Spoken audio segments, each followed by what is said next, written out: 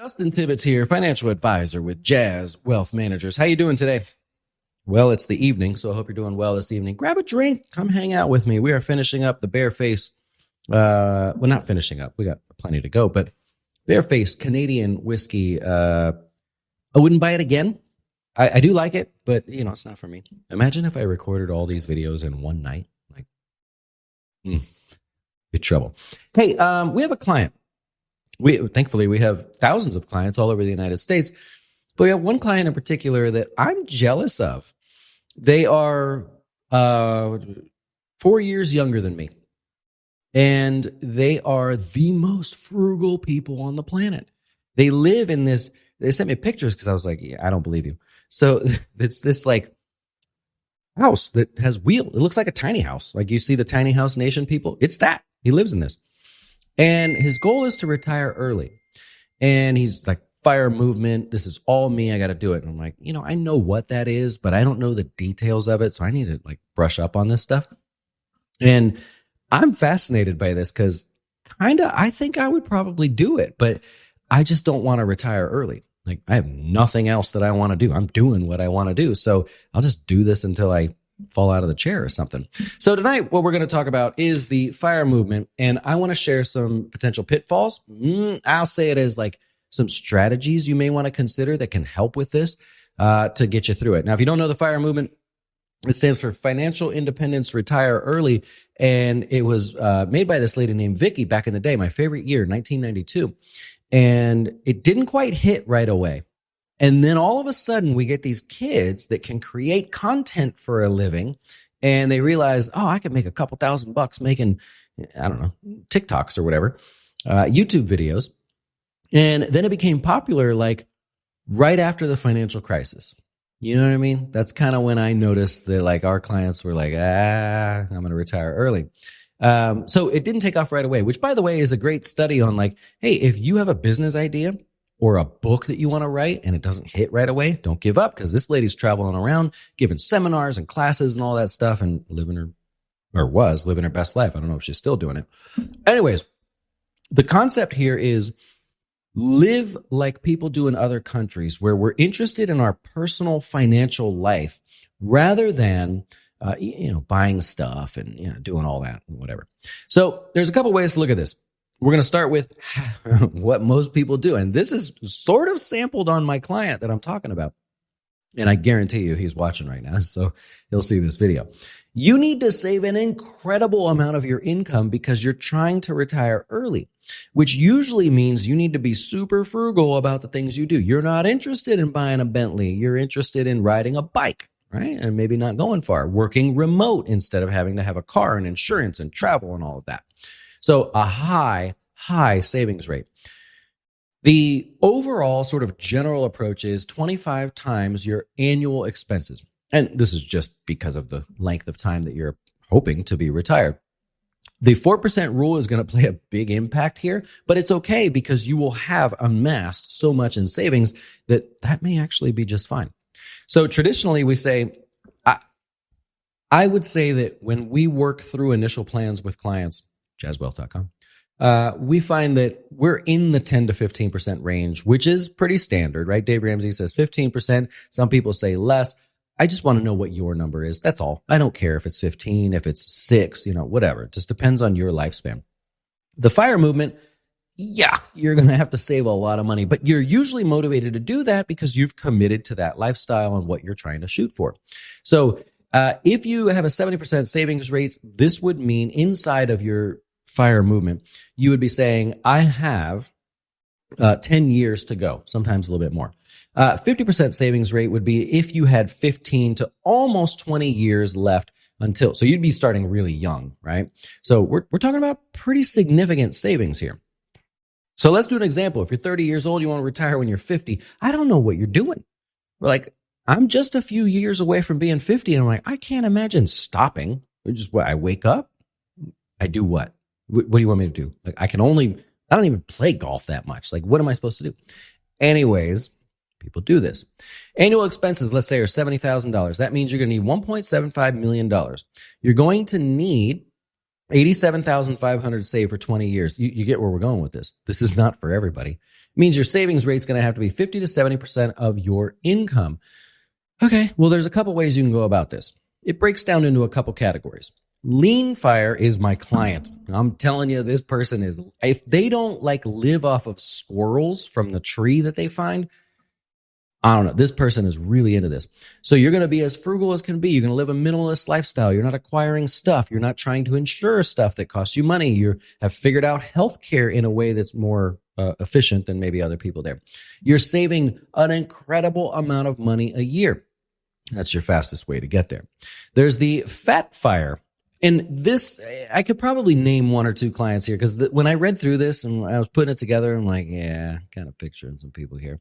They want to live their life almost normally. You know what I mean? Like they're willing to save a lot, but they're pretty much going to live normally. They may not get a Porsche, but they'll get a 7-year-old Porsche. You know what I mean? They want to seem luxurious and enjoy the finer things, but it doesn't have to be today's finer things. Of course, it requires a higher income, which we're going to come back to that in a second. Barista FIRE. This means someone who wants to do this, but maybe they'll work at Starbucks a little bit. You know what I mean? So they're going to supplement their income in a way with part-time work, or maybe you make stuff. You like make little wooden figurines, or I don't know, Dungeons and Dragons, and you sell them and you make a few bucks. That's fine. The key to this is that you're doing this usually to either, from a tax perspective, afford insurance, or from an employment perspective, a W-2 perspective, you're working somewhere where they say, if you work a little bit, we will cover a little bit of your insurance. That's a big one there. A lot of people look at that and they say, I'm happy to greet people at Walmart because part-time people, they will give us a little bit of or help on our insurance. That's fine.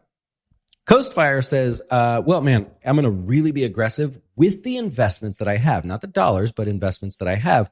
And once I hit that target, I coast. You know what I mean? I'm not going to change my lifestyle or all of a sudden get excited and things like that. I'm going to keep working, keep saving, but I'm not going to work from a position of fun. Maybe I don't work at the place I work at now. I always joke. I had a client that they rent jet skis.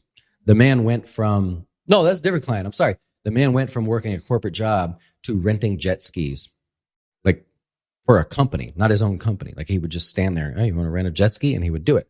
I had another client had I thought a pretty impressive corporate job. He loads bags for Southwest on the airplanes. Happy as can be, right? Totally different way to look at it. So anyways, the Coast Fire, we're focused on, let's cover our current expenses there and make sure this works out.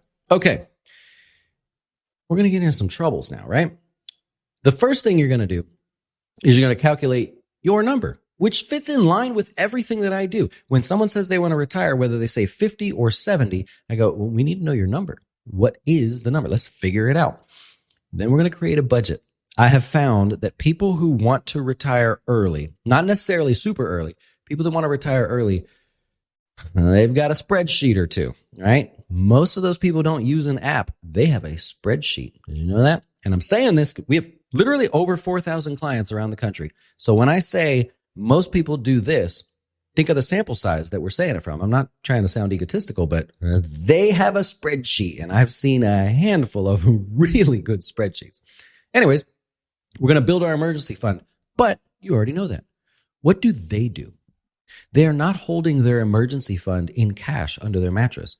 They are using bond ladders, CD ladders. Well, really money market funds will do the trick right now. It's kind of the same net return there, unless you're using municipal bonds and it's a higher after-tax return. Separate video. But they're not doing that. Every dollar is efficiently used. If it's points that they get to redeem for gift cards that they then use for gas from their credit card, yeah, they're doing that, right? So they're focused on every little thing. Paying off high interest credit card debt, things like that, it just doesn't exist. You can't do this if you're going to have a credit card that you carry a balance on at 22% or whatever it is. We're maximizing our tax advantage accounts.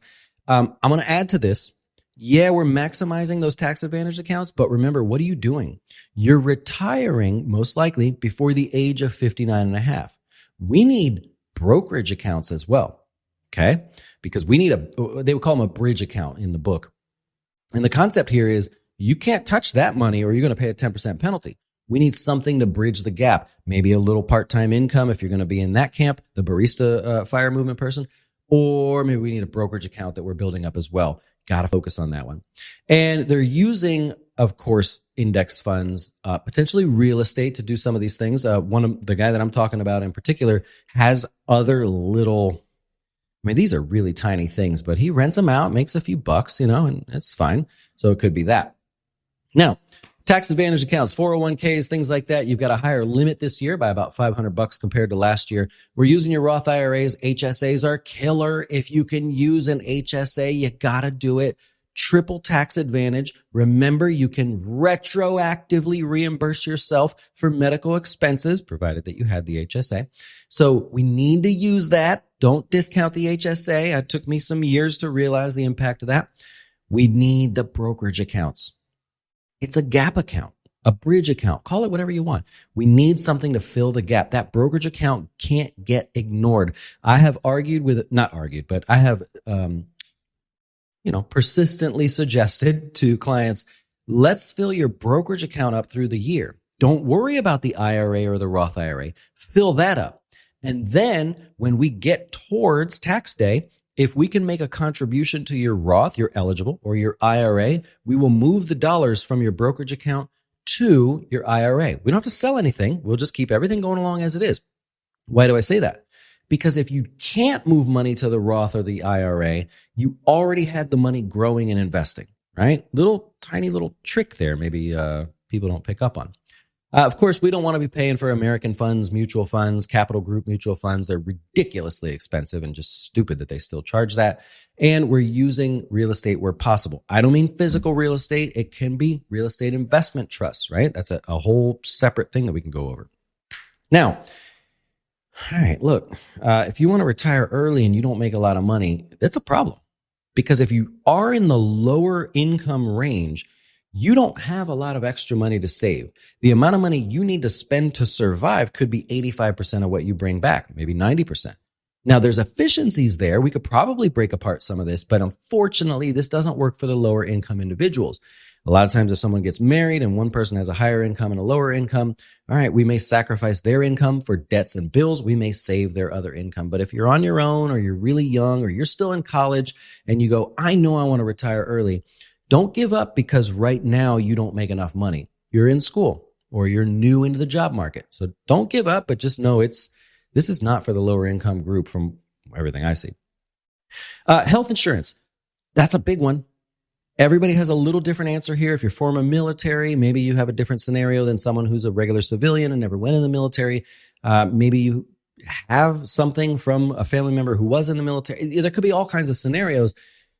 But healthcare is a big one because that's not cheap, right? So we got to solve for that, and that has to be part of your equation. Market volatility and your withdrawal rate. These two go hand in hand. Okay, if the market's more volatile, you're withdrawing 4%, but the market's down 20% and it stays there for a while. Just see our previous videos. That could be an issue there. And from an emotional standpoint, what are you doing? If you retire when you're 45, do you have a lot of friends, right? It's that old thing. You're sitting around with your buddy and you're like, dude, man, if we won the lottery, could you imagine? No, first of all, we are not winning the lottery. I buy a ticket, I might win the lottery.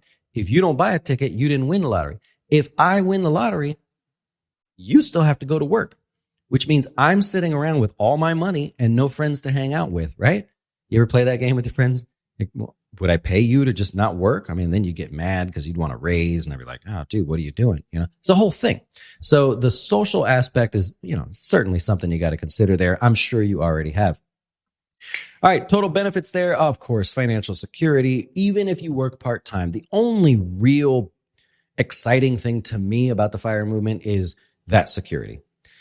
I don't really want to retire early, but if I had that security and I could retire early, I guess I would, but I need to find more fulfillment myself, personally. Freedom of choice. I would say not the extreme early retirees, but people who retire early, and I'm talking like 55, 56 here. The fact that they can choose to go rent jet skis, load bags on the airplanes, or volunteer their time. Ooh, quality of life, right? We're talking a whole different thing there. More family time, of course, that's important. If you have a family or bigger family and you want to spend more time with them, educating them on how they could do better as well, that's fine. And of course, working on your terms. Who would not want to work on their terms? Me personally, I get to work on my terms. I mean, I need to be there and answer emails and help people, but I enjoy the fact that I'm doing it on my schedule. So I don't really want to retire. Anyways, some considerations there for you there. Now, going further, ask yourself, what does retirement mean to you? Everyone is different. 100% everybody's different. I want to be in a shed in the back of a house that's on a lot of land, and I just want to like build stuff. I don't know. I'm not saying I'm any good at it, but I'd like to do that. Now, before you start all this, are you serious that you can save a lot of money? Like, can you be frugal? Is that something there's a couple years of my life where I struggled with that one, right? Do you have enough income? If you're one of those people who's in tech and you make a lot of money, all right, fine. Maybe you burn yourself out. Wall Street people, the mergers, the investment bankers, burn yourself out for 10 years and then go on. Well, you probably made good money there. And lastly, what would you do if you won the lottery and money wasn't a problem? What would you do with your time? If you don't have an answer for that, why are you saving so much money? You know what I mean?